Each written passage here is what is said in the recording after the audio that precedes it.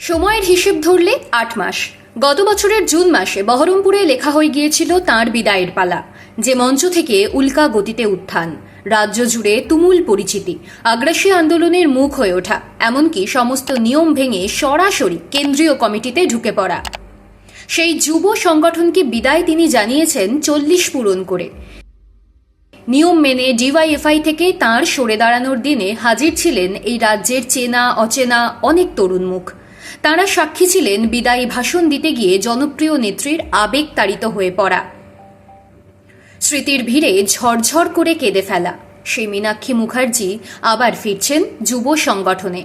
৮ মাস পর ফের তাঁকে দেখা যাবে যুবদের কর্মসূচিতে।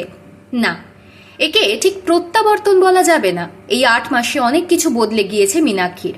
রাজনীতির মূল স্রোতে পা রেখেছেন, মহিলা ব্রিগেডের মুখ হয়ে উঠেছেন, বিধানসভা নির্বাচনে উত্তরপাড়া থেকে দাঁড়াচ্ছেন, এমনটাই খবর।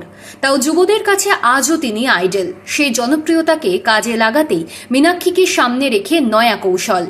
বিধানসভা নির্বাচনের আগে ডিওয়াইএফআই এর জন্য রাজনৈতিক ও সাংগঠনিক কর্মশালা করছে সিপিআইএম, যেখানে দেখা যাবে বিমান বসুর ক্যাপ্টেনকে। একা মীনাক্ষী নন, এই কর্মশালায় থাকবেন আরও একজন প্রাক্তন যুব নেতা আভাস রায়চৌধুরীও।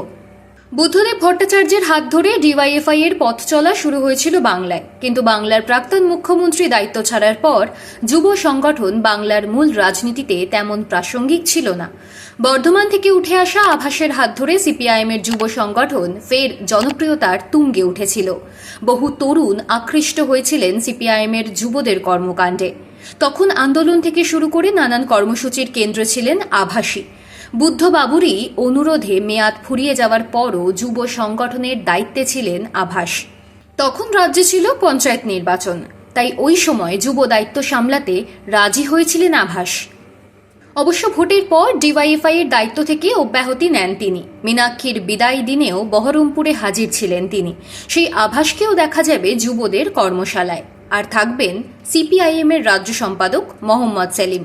রাজ্যে কড়া নাড়ছে বিধানসভা নির্বাচন। যাবতীয় জড়তা কাটিয়ে ভোটের ময়দানে নেমে পড়তে চলেছে সিপিআইএম। কংগ্রেস জোটে নেই, বাম ঐক্যকে সামনে রেখে শাসক ও বিরোধীর বিরুদ্ধে নির্বাচনী লড়াই করবে সিপিআইএম। ২০০টার কাছাকাছি আসনে এবার প্রার্থী দিতে চলেছে দল। খুব স্বাভাবিকভাবেই তরুণ প্রজন্মকেই সামনে রেখে ভোটের ছক সাজাতে শুরু করেছে আলিমুদ্দিন। এমন অনেক মুখ দেখা যাবে নির্বাচনী প্রার্থী হিসেবে, যারা এর আগে কখনো নির্বাচনে লড়েননি। নতুন প্রজন্মের এমন অনেকেই আছেন যাদের কাছে নির্বাচন হয়তো এই প্রথম। এই তরুণ প্রজন্মকে ভোটের পাঠ শেখাবে দল। সংগঠন জোরদার রাখতে নিজ নিজ এলাকায় লড়াই করার কৌশল শেখাবেন সেলিম, আভাস, মীনাক্ষীরা। এই মুহূর্তে সিপিআইএম এক সন্ধিক্ষণে দাঁড়িয়ে। এক সময় ডাকসাইটে নেতা, আজ প্রবীণ।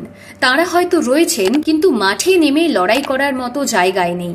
সেই কারণেই তরুণ প্রজন্মকে আরও বেশি করে দরকার। গ্রাম থেকে শহর এক সুতোয় বাঁধতে হলে যুবদের আগ্রাসনই দরকার। আভাস রায়চৌধুরীকে সামনে রেখে একসময় সাহসী হয়েছিল ডিওয়াইএফআই।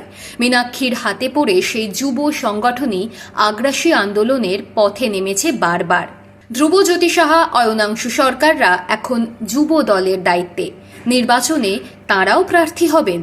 এই যুব দলই সাহসিকতার নতুন পাঠ নেবে মীনাক্ষী, আভাস, সেলিমের কাছে। ২৮শে ফেব্রুয়ারি ও ১লা মার্চ দুদিনের কর্মশালা। সদ্য মহিলা সমিতিতেও হয়ে গিয়েছে এমন কার্যকারী কর্মশালা। এবার ডিওয়াইএফআইকে চাঙ্গা করতে চাইছেন সেলিমরা। দুদিনের এই কর্মশালায় হাজির থাকবেন সারা রাজ্যের যুব নেতা ও কর্মীরা।